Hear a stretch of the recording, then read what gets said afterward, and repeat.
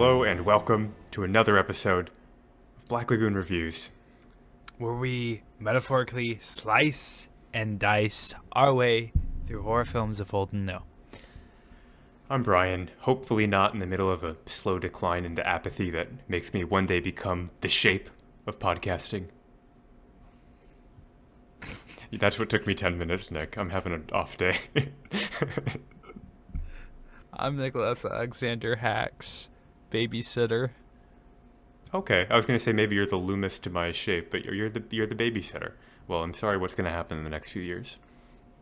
Oh wait, no, you're gonna do just fine. Never mind. I'm gonna die. No, I don't. I'm the first to die. Oh, you're the first babysitter? Okay, I see. All right. I'm glad we cleared that up. Well, I'm sorry. I'm going to kill you. All right, Nick. It's time for your inaccurate synopsis. Tell us what movie we watched and tell us about it. Just average Saturday evening of light stalking. Yeah, it is 90% stalking, slice of life, domestic beauty, and Stalking. Yeah. Man behind bush. Yep. Man behind bush. Which could be either Loomis or Michael Myers, depending on which part of the movie you're watching. Or both spend Bush. a great deal of time in the shrubbery. It's wonderful. As always, we're going to give you our quick, spoiler-free thoughts on this movie before we jump into a spoiler-filled review. I've said it before in the old podcast days. That's terrifying, whatever it is. This is a movie about unexpected, emotionless evil lurking in the background, almost like Nick hiding behind his microphone.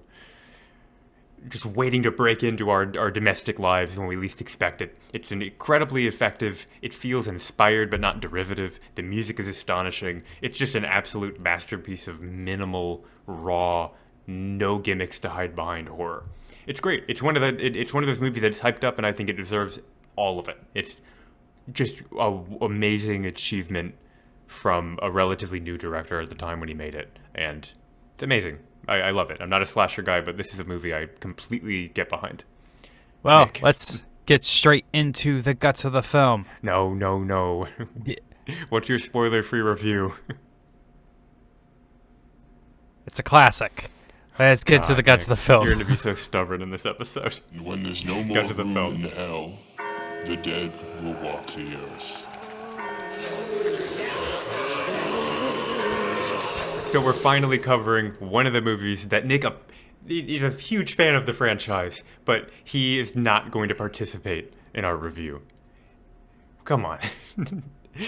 You love Halloween. This is your franchise. You've been talking to me about this for years. Tell me about it. What's going on?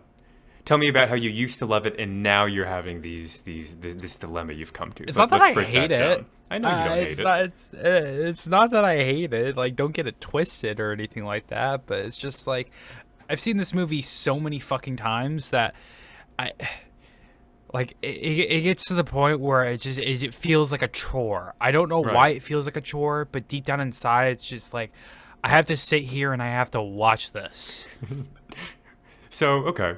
But you're kind of... That sounds fucking harsh. No, I get it. But I totally get it. I'm it's just like... fascinated from the outside looking in that this is something you've loved for so long, but you've loved it for so long that now you can't enjoy it anymore. That's just a very interesting thing to happen, which I think could happen to anybody if you're that deeply infatuated with any type of media. It's painful, You poor Brian. man. You poor man. It's painful. It's like fucking finally getting to date that crush that you've had for all these years, and then you end up staying together for like 30 years, and then it's just the same old. You realize that you never really truly loved that person, and Oh, wow. you don't hate the person, but you hate yourself because of what you did in that relationship. You know, What an unexpected turn for the you're beginning of our hurting. Halloween review. And then you put Shame. on your beanie, For you shame. throw on your Halloween shirt, and you get recording. What'd you get me for Christmas? Oh, a tie. Perfect. I can hang myself with this. So most of Halloween is a heartwarming slice of life film. The camera just kind of looms there, watching over these teenagers trying to conduct themselves and find their place in life. They're being babysitters. They're involved in their community. They're learning. They have their whole life ahead of them. And so much of the movie is not about them being attacked. So much of it is about their own dedication to being happy and living their life and doing the things that are important to them, all around Halloween night. And then, in the background, we have this looming tension that comes in the form of the Shape, Michael Myers, and Loomis, his herald, and throughout the film, we Herald. not herald the name, but like you're heralding something. I love how you saw me. I- just process that. Don't do that. I need to. and then everyday life is interrupted by this violent, destructive force, and we have our movie. An hour into the movie, it really kicks off, and I don't think that was a bad choice. I love how this is such a risky, slow burn film. So much of it is about making us believe that this is just a normal night that's getting interrupted by this terrible coalescing of forces outside of their control. I buy it. The filming is great. The soundtrack is amazing. This is such an easy film to love for me. I feel like this is a party movie. To me, this is not just a party movie, but like something you would throw on in the background while you're doing it's a multitask movie. That's coming from somebody who's seen this movie over and over and over again, and it I don't want to say that I feel just so tired and bored of it, because I don't want to come off like I hate this movie, because I don't hate the movie. It's just I feel worn out. Yeah. Coming home from a long day of work, and just nothing's been done, and I asked multiple times are you gonna help me out or what? And then we just start arguing, and it's like, okay, start cutting shit out because I'm losing my mind right now. Okay, so the funny thing about this is everybody calls this the grandfather of slashers, which is completely incorrect. Black Christmas was the original OG grandfather, which stands for original grandfather. Of course, yeah, we all know this, of course. So the interesting thing about that Slashers. dilemma Yeah. is that I can totally agree with people who would say that this is the grandfather of slashers, because it's a matter of influence too. This movie definitely got a lot of influence from Black Christmas, but just because you do something first doesn't mean that you perfectly got the formula down. I feel like Halloween is the most refined. As much as I appreciated Black Christmas, Halloween is much more refined and tonally accomplished. I like controversy. I like Black Christmas a lot more than I like this movie. Is it because of your Halloween fatigue? Do you think if you watched both movies at the same time, Black Christmas would win out? I think Black Christmas would 100% win over the original Halloween, just for the pure fact that we get a bleak ending, an obscure. Is it not? We never see the killer. We always get these obscene phone calls that are just so fucking creepy. The soundtrack is amazing. We get an amazing POV shot at the beginning of the film. The ending is one of the best endings of any horror movie from that decade that I can even think. And it's about. a fun fucking Christmas movie. Yeah. It's a Christmas movie, god damn it. And I hardly ever have fun on Christmas. I enjoy it more because I feel like there's a lot more going on at a bit of a more faster pace. Oh yeah, definitely. Those movies This- approach horror very differently. They definitely do. Yeah. But Halloween felt a bit too slow. It technically, I guess depending on how you phrase it, it does take you an hour to get to people dying. But I don't feel like the film is about that. That's the climax. That's the third act. That's the final wrench in the plan of the movie. The movie is about life being interrupted by something terrifying. And that we spend the whole movie focusing on. So it's almost like if you go into this film expecting it to be a fully developed 90s slasher, then you're going to probably feel bored. But the onus of the film is definitely more on life, being interrupted and colliding with something that they didn't expect. And in that case, the movie does a good job. And I feel like the for how slow this movie moved, it wasn't a particularly long film. I felt like all the scenes were earned, and there weren't really any moments where I'm like, oh, this is all just kind of dumb stuff. Like if there were more longer scenes with the friends of our protagonist, I would have been really annoyed. But it just felt like a good, concise story. I loved when you pointed out that the painting in Laurie's room was another subtle, like, foreshadowing of the Michael Myers character. Right. Which you actually had to do research in order to, like, figure out that, this is foreshadowing. Yeah, I just typed in the guy's name. Nick's referring to a James Ensor painting that was hanging up in Laurie Strode's room. And yeah, he's a painter with kind of a beautiful impressionistic painter, but with a really macabre undertone to all the paintings. A lot of them have people whose faces naturally look like clown masks almost. There are other ones of these weird symbolic allegorical paintings of people walking around with heads on platters. Then he has like landscapes and beautiful portraits. So I can see, you can kind of see how John Carpenter could have looked at this painter and I guess gotten the whole, maybe this is overstating it, but really seen the breadth that he wanted Halloween to have. You have these wonderful, beautiful slice of life sequences, and then this darker, clownish, evil facade shape style painting. I love how the background can really tell a story. Sure. Especially with the painting, you do your research and you uncover another layer. Halloween's like an onion. And not because it makes you cry because of all the boredom of just waiting for something to happen. So much since we last covered Halloween years ago in the podcast. And now you're just so tired of it. I don't know what you're talking about, Brian. I love Halloween. Yeah. One of the high points of this movie that I always forget about because I'm so used to seeing or hearing about Halloween and like kind of the cultural consciousness of just Michael Myers roaming around killing people. This movie, if you watch it outside of all of that, the cultural impact of this movie and just experience it hands-on on your own, you really get a different picture of Michael Myers. He's like a symbolic killer. He's a compulsive, symbolic, cryptic man who just roams around killing people.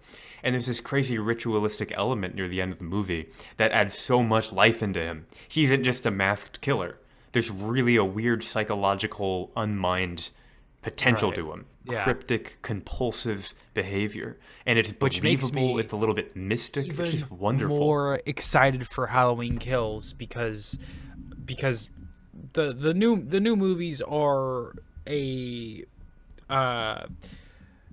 extension of the original. Mm-hmm. So I love that we're going back to this type of Michael Myers where he's just this brooding killer, but this time shit is gonna get out of hand. And the people are gonna fight back, which I'm excited for. I can't wait. I'm excited. I'm really curious to hear how you rate this movie when we get to the final cut. If you're interested in disentangling your fatigue with it from the rating, or if you want to put that into your rating. I'm interested in seeing how that goes. Stick around for the final cut segment. Is there anything else you want to talk about, or do you want to move on to the eulogy? What's what? We can keep talking. All right. What's something you want to explore? I want this to not be tedious for you. I've seen this movie 1,000 fucking times. I've seen everything that could possibly happen, except for you. You just unleashed like a new layer with that painting bit, which is kind of like eye-opening. I'm like, wow, that's a nice fucking detail that they added in there. Also, if I can interrupt there quickly, I like the implication that that's Laurie's favorite painter. Like I like the idea that more than John Carpenter decided to make a nod to this Well, it's painter like the for his own connect. reasons. It's like the connection of fate. Yeah, yeah, it Of is. doom is coming towards her. Yeah. Like that was also like prefaced in her class. Mm-hmm. They were talking about fate and Yeah. stuff. Yeah, and at the same time, she never comes off as naive. Because even like I was saying earlier about the painting in her room, I like the idea that if she likes that painter, that means she is accustomed to the themes that he's painting, which is this idea of this dark kind of darkness lingering in everyday situations. So there's almost a sense that she's the most mature out of all of her friends and the most ready for something like this to go wrong. She has had it hanging in her room the whole time. There's just an element there of like she isn't some naive girl who's running around and about to face something terrible. There is a maturity and like you were saying, like a resourcefulness to her, which I think is really cool. Yeah, I think she's a good character. I agree. All right. I guess it's time for the eulogy. Oh joy. Ashes to ashes, dust to dust. May God be with this young man's soul. And may Rod Lane rest in peace. 1978's Halloween. How are we burying this movie? How are we killing it off? We could do a shrine. I was gonna just say bore it to death. Oh God. Yeah, let's do that for Black Lagoon canon because I want to commemorate how cynical you've come about Halloween. We are going to kill Halloween and lay it to rest by, Nick says, bore it to death. So forever that is in the chambers of Black Lagoon history. No, I'd say pin it to the wall with the kitchen knife. Yeah, let's do that. That's a great scene. All right, voices But sometimes from the other side. that is better. That is better. Bored_dragon. Gave it 5 stars out of 10. Titled it may be the first, but it doesn't make it good. Published on the 20th of October, 2018. Halloween from 1978 is a cult horror by John Carpenter. Movie considered to be the first slasher and one of the most influential of all time.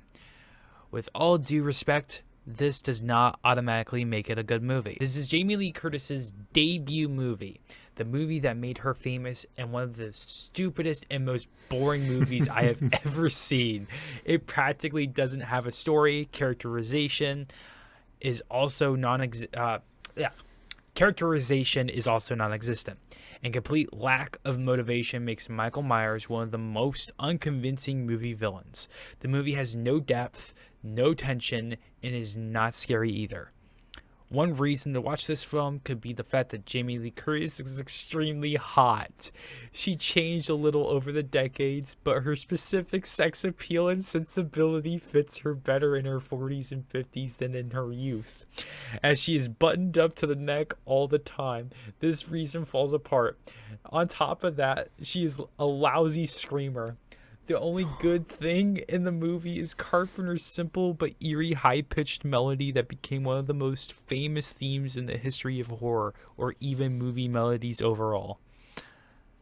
What do you have to say about that, Brian? Not too much, because it kind of felt like one of the reviews where it was coming out of a place of mostly bad faith, which is permissible. I'm sure I review some movies I really don't like that way too. But it didn't really feel like he was engaging with the movie, and it kind of felt like just kind of not liking it to not like it, which that's fine, because not everyone's going to like a certain genre or subgenre of film. But I don't know. It's kind of, sometimes I feel like you're that outlook, you can miss some really unique and special things. And this is the type of film that I think if you kind of go into it understanding what decade it was made in and understanding its influence, you can really experience what it's like to see a fresh, underived, nice movie come out that really changes things up, built off the pieces of the films that came before it, which I think is really interesting to be able to see that happen in real time. Also, I just found a list on Screen Rant of some of the earliest slasher films. There was a movie called Torso in 1973 that came out a year before Black Christmas that involves a masked assailant stalking a group of co-eds and offing them one by one. And they say it's probably one of the most direct origins for a slasher film. And then they go on to say Black Christmas is one of the more refined slasher early films coming in 1974, but that it's the way its plot unfolds is much more like a thriller or mystery and not really the slasher feeling that we come to know. And then it was Texas Chainsaw that brought that into town, and then Town That Dreaded Sundown, and then eventually, years later, Halloween came in. But it is crazy to me, with that in perspective, that Halloween is ever considered the first slasher film when in between Black Christmas, you even have Town That Dreaded Sundown and Texas Chainsaw. Like, how can you overlook those two, also classic horror? I don't know, it's kind of crazy to me.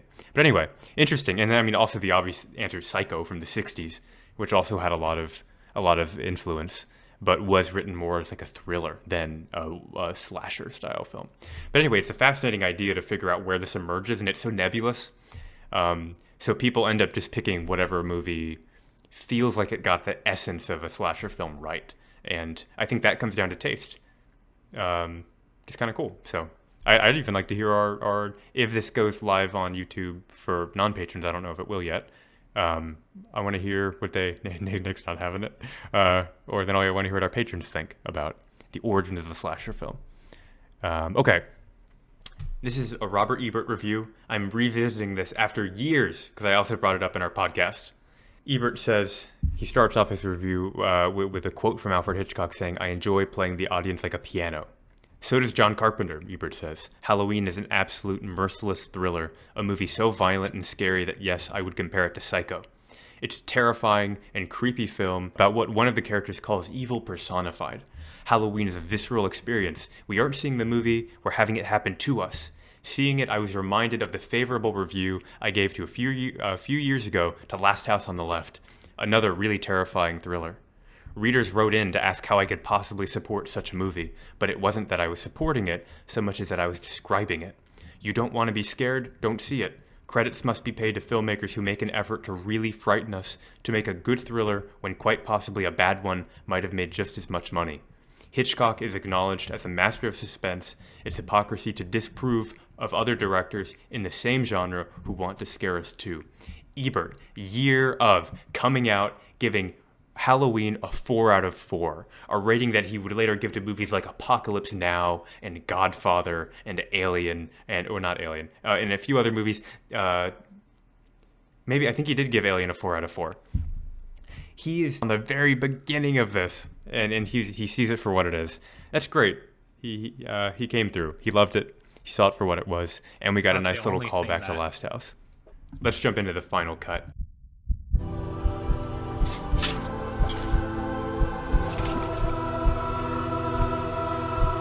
Nick, start us off and give a numerical rating to a highly subjective and tortured experience with this film. What do you do? Do you rate it as a pragmatic movie in its own, or do you rate your fatigue with it? How are you gonna tackle this?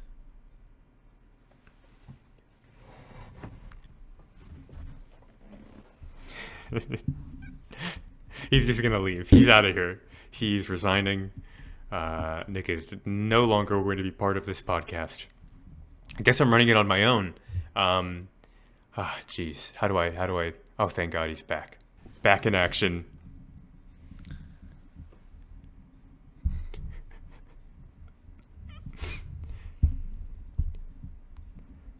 $7.5 out of 10. 7.5 out of 10. Oh, man. Wow. Okay. I think 7.5 out of 10. That feels right for you. That feels right for you from my perspective. Right smack dab in the middle. At one point in time, I probably would have given this a 9. But as time goes on, I feel different. I don't feel like the young spry Nick I once knew. It happens. I can't even look at myself in the mirror without being reminded of how old we got. Oh, so old. Ah. Yeah. Yeah. Well, I'm sorry this movie awoke so many latent terrors in you, but I really liked it, and I'm gonna give Halloween a 1. I changed my mind. It's a 1. All right, Black Lagoon canon. It gives Halloween. No, Oh, no, no, one out of, no. you can't go back. 1 It out was of a joke. 10. 1 out of 10. I can't Halloween go is a back. 1 out of 10. I went back in hills. You have to update it in the future episode. That's a new rule I just made. So sorry for the time Well- being. Halloween's a 1. Well, then that means that my original rating stands. Oh, I guess it does. All right, fine. It's Ha! a 7.5. Nick got me on my own technicality. All Ha! right, I'm gonna give this movie a 9.5. I'm gonna give it a 9 out of 10. This to me Wow. completely earned one of the highest ratings, higher than any rating I've ever given to anything in West Timber, higher than I think any rating I even gave to our Cronenberg series, except for maybe Videodrome, which was an incredible movie. So this to me is very clearly in the top rank of horror films. However, it's probably not showing up on my top horror list, even though I rate it higher than other movies that are on my top horror list. That's fine. I don't know that I'd can include it happen. on there. I think it's a masterpiece, but there are other movies that hit me right. I think that does it. Thanks for watching. Thanks for tuning in. We love you guys. We're excited. Low energy. We're excited. There's a lot to look forward to. It's going to be fun and exciting and new, and it'll be great.